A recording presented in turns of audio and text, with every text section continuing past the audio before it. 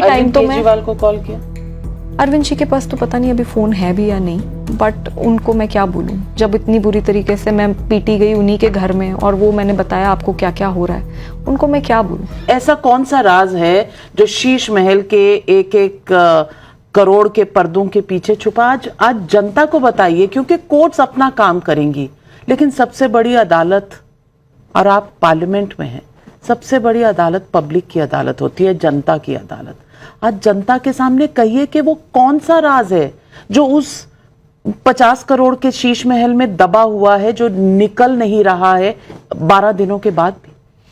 जी, मैं इन्वेस्टिगेशन में पूरी तरीके से पार्ट लूंगी। दिल्ली पुलिस इस वक्त इन्वेस्टिगेशन कर रही है, और जैसे मैंने बताया मैं अपना लाइव नार्को टेस्ट तक कराने को तैयार हूं, क्योंकि मैं एक एक बात किस बात का प्रेशर था आपके ऊपर?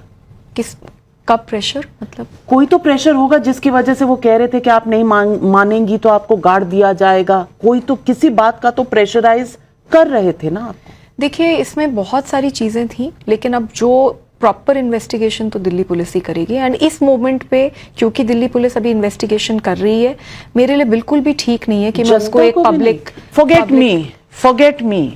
आज आपके सामने कैमरा है और कैमरा के पीछे जनता आपको देख रही है। आप मुझे भूल जाइए, आप सिर्फ जनता को अपना सच बताइए, क्योंकि ये कोई कहानी नहीं है। This is not a story, ये आप बीती है। और आपकी तरह, मेरी तरह कई वहां महिलाएं हैं, कई लोग बैठे हैं। मैं ये नहीं कह रही कि पुरुषों को इससे कहीं जागरूकता नहीं मिलेगी। आप बताइए कि ये आम आदमी पार्टी जो इतना फ्रेश एयर और फ्रेश सिस्टम लेके आने वाली थी, वो एक लड़की को, एक यंगेस्ट पार्लियामेंटेरियन को किस बात पर इतना दबा रही है और इतना टॉर्चर कर रही है, ट्रॉमेटाइज कर रही है? नहीं मैम, टॉर्चर और ट्रॉमेटाइज तो बहुत ही ज़्यादा हो गया है। यहाँ तक कि हर मेरे दोस्त को इस वक्त इन लोगों ने टारगेट कर रखा है, और मेरे को बिल्कुल अकेला छोड़ दिया गया। आज मैं पूरी तरीके से अकेली हूँ, मेरे साथ कोई नहीं है। बहुत विक्टिम शेमिंग करी गई है, बहुत कैरेक्टर असैसिनेशन करा गया है।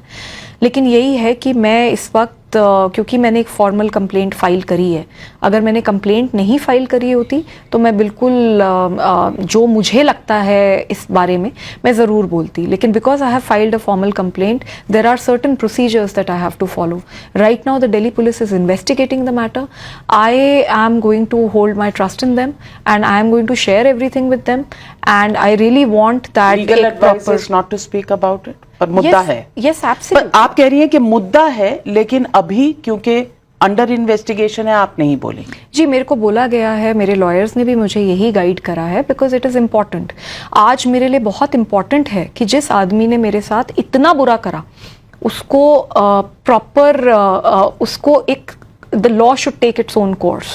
So what I am so going he to was pressurizing you for something, and that you have shared with Delhi police. No, I'm not saying that. All I'm trying to say is that anything that is to do with the why and who, under whose instructions was it done, is under investigation, and I would like to participate in the investigation of the Delhi police instead of bringing it out on a public platform. So, मतलब केजरीवाल जी के घर पे अगर हो रहा है और बिप्लब कुमार वहां बोल रहा है, मारने पीटने पर कोई बाहर नहीं निकल रहा है, तो इंस्ट्रक्शंस किसकी होंगी शायद जनता समझ जाएगी। जैसे मैंने बोला, मैं किसी को भी क्लीन चिट नहीं दे रही, क्योंकि फैक्ट तो यही है कि मुझे बहुत बुरी तरीके से उधर मारा पीटा गया। मैं चीख रही थी, चिल्ला रही थी, कोई नहीं आया। और उससे भी बड़ी बात यह है कि फिर एडिटेड वीडियोस बाहर आना, जो कि फिर बाद में फॉर्मेट हो जाती हैं, डॉक्टर्ड वीडियोस बाहर आना, विक्टिम शेमिंग कराना, कैरेक्टर असैसिनेशन कराना, खुद आरोपी के साथ घूमना, खुद आरोपी को के लिए प्रोटेस्ट करना। अब ये बातें तो मतलब मैं कैसे ही किसी को क्लीन चिट दे। राघव चड्ढा, आप कुछ और एमपीज अरविंद केजरीवाल के अरेस्ट होने के बाद दिखे नहीं प्रोटेस्ट करते हुए। लोग कहते हैं इस बात का भी गुस्सा है। मैम, मैं 2006 से काम कर रही हूँ, और मैं पिछले 9 साल से दिल्ली महिला आयोग में काम कर रही हूँ। मेरे पास ना सांस लेने की भी फुर्सत नहीं थी दिल्ली महिला आयोग में। मैंने इतनी मेहनत करी है। जैसे ही मैं एमपी बनी, उसके कुछ टाइम के बाद मुझे हार्वर्ड से एक रिक्वेस्ट आई that they wanted me to come and give a talk in Harvard. तो मैं हार्वर्ड गई, और वहीं से कुछ दूरी पे मेरी बहन रहती है, जो सगी बहन है, और 15 साल से वहाँ पे रह रही है। और 15 साल से उसकी मेरे से बस एक नाराज़गी है कि मैं कभी उसके पास 3 दिन से या 4 दिन से ज़्यादा नहीं रही। वो कभी आ नहीं पाती यहाँ पे, उसका काम है, और मैं वहाँ पे जब भी गई, उसकी शादी भी हुई बीच में, तब भी मैं 3 दिन रुकी। जब भी कुछ भी हुआ मैं 3 दिन से ज़्यादा नहीं रुक पाई। उसको मेरे से बहुत नाराज़गी है, और मैं ये मानती हूँ कि जब हम जैसे लोग जो आंदोलनकारी हैं, हम लोग अपने काम में और अपने आंदोलन में इतना घुस जाते हैं कि हम अपने परिवार को बहुत निगलेक्ट करते हैं। And I was very guilty of it, and I am still very guilty of it. तो जब मेरा हार्वर्ड का प्रोग्राम ख़त्म हुआ तो उसने मुझे कुछ टाइम अपने पास रहने के लिए बोला। मैं उसके पास कुछ समय रही, फिर उसके बाद कुछ आम आदमी पार्टी के वॉलंटियर्स के कुछ मीट एंड ग्रीट प्रोग्राम्स थे, मैं वहाँ गई। और जब मैं उसके पास वापस जाने वाली थी, उस वक्त ही अरविंद जी अरेस्ट हो गए एंड शी डेवलप्ड कोविड, तो वो बीमार हो गई। तो एट दैट टाइम क्वारंटीन करना पड़ा, और उसके बाद शी हैड लॉन्ग कोविड। उसकी हालत इतनी ख़राब थी कि जब मैं उसको छोड़ के वापस आ रही थी, मैं बता नहीं सकती कि मैं कितना रोई हूँ और वो कितना रोई है, क्योंकि मेरी बहन है, सगी बहन है, और मैं इतने सालों से उसके लिए कुछ भी नहीं कर पाई। I feel guilty about it.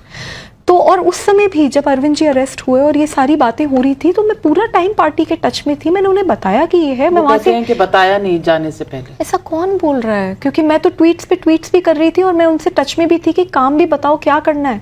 फिर मैं वापस भी आई, और मैं तो 15-20 दिन ही तो डिले हुआ था, उसके बाद मैं वापस आई। उसके बाद से मैं कैंपेन में लगी हुई हूँ, मैं काम करने की कोशिश कर रही हूँ।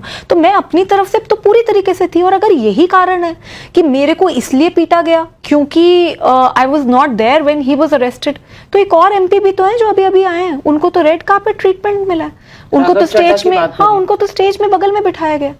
तो ये क्या बात हुई कि एक महिला एमपी है और वो अगर 15 दिन डिले हो गई बाई चांस किसी कारण से, और फिर भी ट्वीट पे ट्वीट करे जा रही है। और एक वायरल वीडियो है, मैं नहीं जानती सच है झूठ है, लेकिन उसमें कुछ मेंशन है सुनीता केजरीवाल जी का। Is that true? What? I don't know what is the phone viral conversation.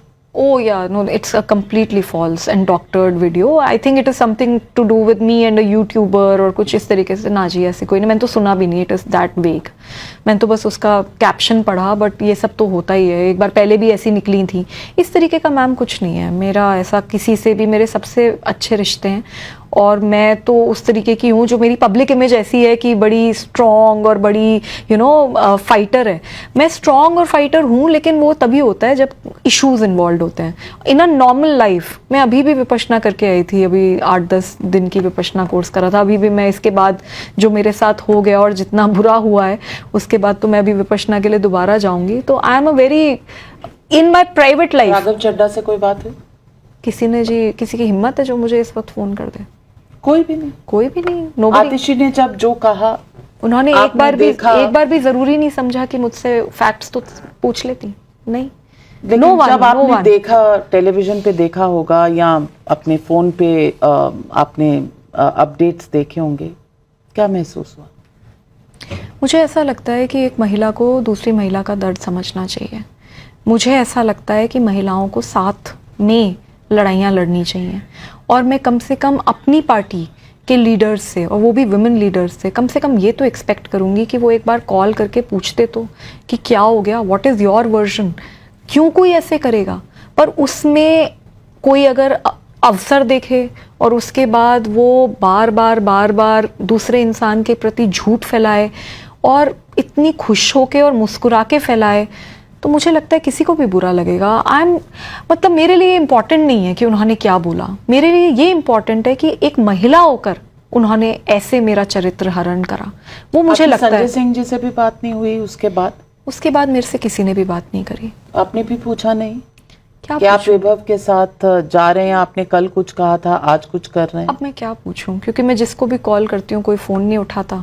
अब तो मैं पूरी तरीके से आइसोलेट, मैंने सबको कॉल करी है, मैंने सबसे बात करने की कोशिश करी है, पर किसी की इतनी हिम्मत नहीं है कि मुझसे बात कर ले। सबको सच पता है, एवरीबडी नोज कि अगर ये कह रही है तो ऐसा होगा, क्योंकि ये कभी झूठ बोलती ही नहीं है। आधे टाइम तो मैं केजरीवाल को कॉल किया।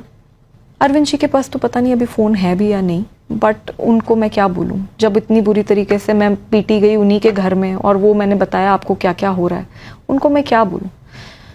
मैं अब किसी से बात नहीं करना चाहती। आई एम वेरी हर्ट, और मैं इतना मानती हूँ कि जो मेरे को इन्होंने दर्द दिया है, इससे उभरने के लिए मुझे पूरी ज़िंदगी लग जाएगी।